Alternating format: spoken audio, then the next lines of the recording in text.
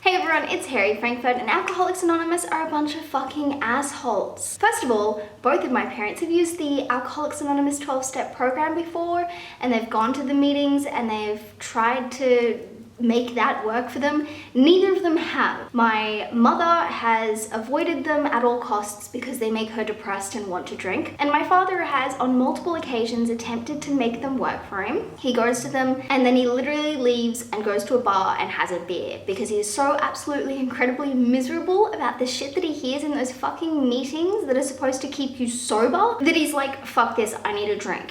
So from that perspective, let me just say that I have no reason to have any faith in the Alcoholics Anonymous meetings or the 12-step program. I have no reason to believe that it is good for anyone, and personally, I've never been to one. Thinking about it though, let's get a whole bunch of alcoholics into a room to talk about alcoholism and how they want to drink. Like, that does not sound healthy, that does not sound like a good idea, that does not sound like something that would keep anyone sober for any stretch of time. Look, personally, I do not think that getting a whole bunch of alcoholics into a room to talk about how much they love alcohol and how much of an alcoholic they are or any of those things, I do not think that those would aid in recovery. For myself, I don't think being in a room full of depressed people and talking about how we're recovering from depression and talking about how, you know, we get the urge to do self-harming behaviors, I don't think that that would be healthy. I think that would be a constant reminder of things that we're thinking. I think that would be a constant trigger. It'd be a constant tap on the shoulder like, hey, don't forget, you've got this illness in your brain and sometimes you want to do things that you shouldn't. Hey, just reminding you. It sounds like a fucking bad idea. I have no reason to believe that the 12-step program or the Alcoholics Anonymous meetings are a good idea. So let me just tell you about this story. And for any of you who actually have been to an AA meeting, please let me know what it was like, because when I was younger, I would always be the kid who would want to go to kind of be that supportive, like, parent to their parents.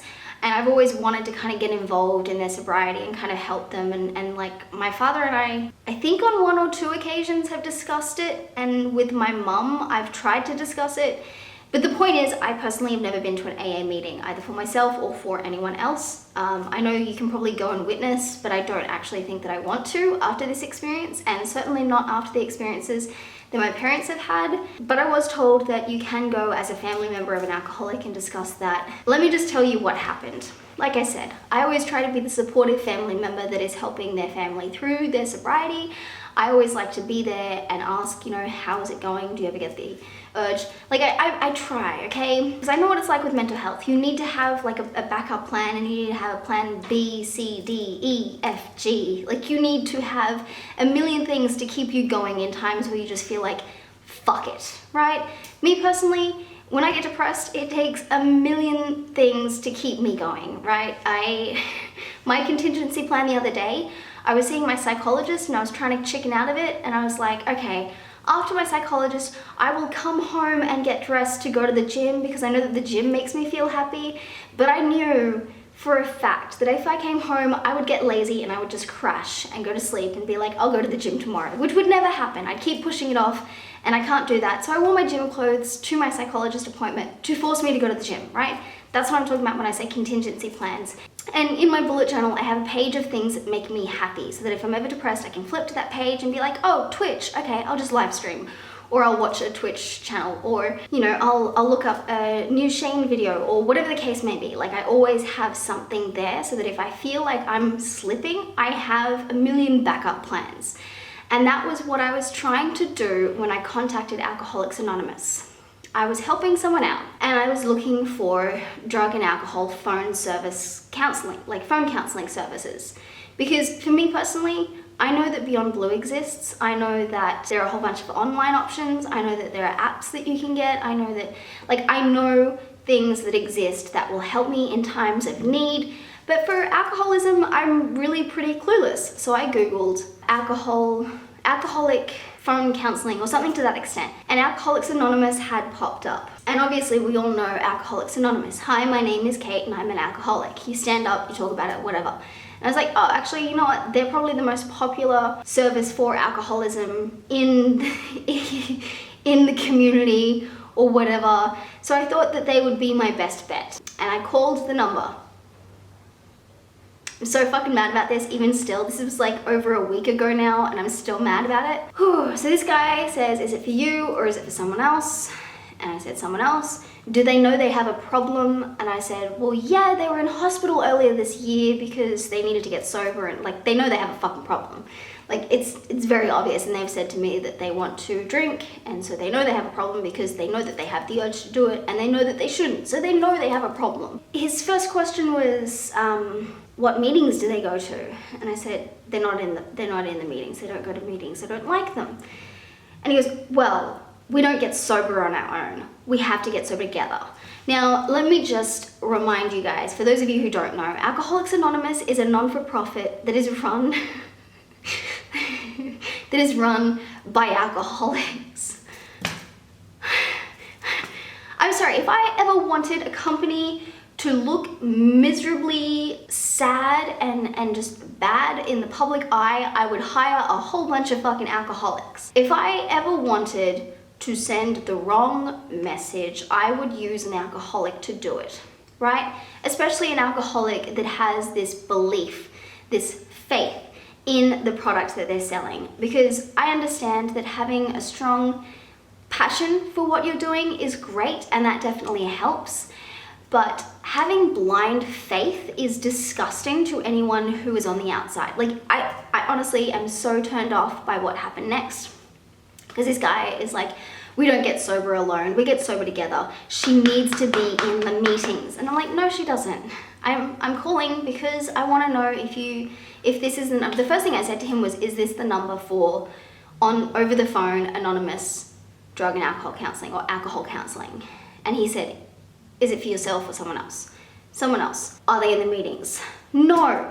But if they are, does that mean they get over the phone counseling? And the only thing that he could say was, we don't get sober alone, we get sober together. We need to be doing the 12 steps. I'm like, we don't need to be doing the 12 steps. He's like, it's only gonna work. The only way you stay sober is with 12 steps. And I'm like, I don't think that's true. Like, I really don't. I have a very strong reason to believe that that's not true, but is this the number for alcohol phone counseling? And he said, where are you based? And I was like, Brisbane. And he said, well, you've called the Sydney number. And I'm like, well, I'm sorry, fuckwit. I called the number that was on the fucking website for alcohol counseling phone services. And he would just not shut up about, here's the number for the Brisbane office so that you can get her into the 12 steps. And I'm like, if I call this number, is that going to work for over the phone counseling? And he said, no, we don't offer that service. I'm like, that's all you fucking needed. And then the last thing he said to me was, but she needs to be doing the 12-step program. She needs to be going to meetings, and you should go too, because obviously you don't know much about alcoholism.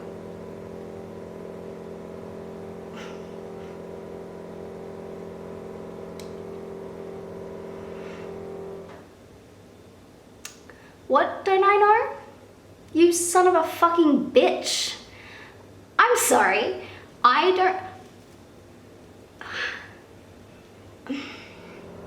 How the fuck are you, dweeby little fucking alcoholic dude on the phone in Sydney, gonna tell me that I don't know much about alcoholism? How the fuck are you, some fucking blind faith believer, going to tell me what I do and do not know about the logical world outside of your miserable fucking life? How the fuck am I, as a person who has had to deal with it for 24 fucking years, going to, after being told I don't know anything, how am I gonna be like, in what world does a person hear those words? Like, I've had to put up with shit for 24 years regarding alcoholism, okay? And you're gonna tell me that I know nothing about it, and now I'm supposed to turn around and be like, gee whiz, you know what? Yeah, you're right. Let me jump into one of those fucking meetings with the person I'm trying to help. No. I called to ask for alcohol phone counseling services. Somewhere that someone could call and anonymously say, I feel like drinking right now because such and such and such is going on in my life. And then I wanted them to be a counselor, to be like, tell me more about the such and such and such going on in your life, so that the individual in question could be like, yeah, you're right, I don't want to drink, I'm just fucking stressed out. I didn't call and ask for meetings. I didn't call and ask you to help me out with getting to know alcoholism a little bit better. I didn't call to say, hey, how does a person get sober? I said, I want a phone counseling service for an alcoholic. Obviously, they know they have a problem. Obviously, I'm only calling you for this purpose, and I don't need you to tell me to get this person into meetings, because that's not my fucking job. If they don't want to go to meetings, they don't have to go to meetings. It's the same with getting sober or going into fucking rehab in the first place. If you don't know you have a problem, you're not going to go and get that help. If you don't want to go to a fucking rehab facility, if you think you've got it under control in your own fucking home, then you're going to stay in your own fucking home. If a person doesn't want to go to meetings, they're not going to go. If they're not going, they probably don't want to. So you telling me to tell another person that they have to go to meetings when I'm only doing this out of the goodness of my fucking heart. I'm only calling around to find these fucking services for them because I'm going above and beyond what is even anticipated on my behalf. How the fuck am I supposed to just turn around and go to this place? Like, imagine being that person who's like, okay, I have a craving, but that's okay, I'm just getting on with it. And then to have someone come to them and say, oh, you need to be in the 12-step program, especially coming from me, a non-alcoholic who's never been in the 12-step program, who's never been to an Alcoholics Anonymous program, who has never even, who has only heard bad things about the Alcoholics Anonymous program. That would entirely breach a person's trust, right? And if we know anything about trust, when you trust someone, you're more likely to listen to them. But as soon as a person says, hey, remember that thing you said you hated? And remember that thing that you don't like talking about because you don't like admitting you have a problem? Yeah, here's a fucking bomb in your life. And even beyond that, like, I don't understand what kind of manipulative, scheming, fucking miserable plan this guy thought that I would be able to come up with and just drag this person to a meeting. Like, it's not. First of all, in Queensland, we only have 2 locations from what I could tell that even do the meetings, and both of which are on completely different sides of the city, which I'm in the middle of the fucking city, and there's no way you're gonna get me anywhere else because I don't have a fucking car. And alcoholics don't have fucking cars because they get fucking DUIs when they drive. Like, even if they're sober, you know, the reason they get sober most of the time is because they've been fucking booked for some criminal activity. I need to stop. But fuck, I was so incredibly furious to be told by a complete stranger who is an alcoholic, who has a blind faith in the Alcoholics Anonymous 12-step program and the meetings, for them to tell me, a person who has lived in the real world where real shit happens, where rehab visits and fucking seizures and fucking delirium tremens and fucking, you know, all kinds of shit. Like, I've seen it fucking all, okay? You cannot now, as a complete fucking stranger on the phone, while I'm in my darkest, scariest moment, okay, exaggeration, but I was in a very dark and scared moment at that time. That was the only reason I was calling Alcoholics Anonymous, and I called them with one specific fucking goal in mind, and I was told that I didn't know alcoholism. And that is absolutely abhorrent fucking behavior.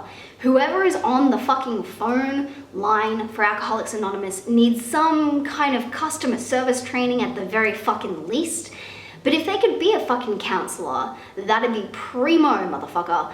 Honestly, I did another fucking, actually no, I didn't do another Google search. I called Beyond Blue because at this point I was crying, I was furious, I was scared because I'm thinking I might lose an individual in my life again. I'm scared because I'm beginning to realize that there are very few services available for alcoholics. I'm scared because I'm putting my fucking neck out on the line right now by even looking at these services for this individual. And I'm upset because I've literally just been told by a complete stranger what I do and do not know.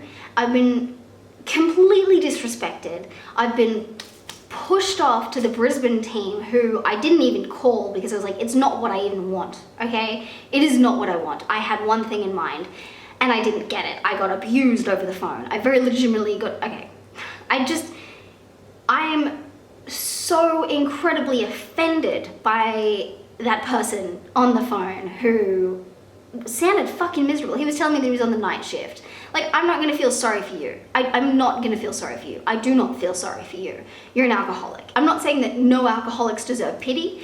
There are obviously some sad life situations that get a person into that position in their life, but how dare you then use the fact that you're on night shift and use the fact that you're in a different state so you don't know anything, and then tell me that I don't know anything. Like, I couldn't. So the point of the fucking story is, if you ever need drug and alcohol counseling over the phone anonymously, I will leave numbers below, because I know that for me, when I was getting bullied in primary school, I would call the kids helpline, and I know that when one of my friends passed away of suicide, I used Beyond Blue, and I know that if I was in a point where I felt the pressure and the desire to do something like that, I would call anonymously.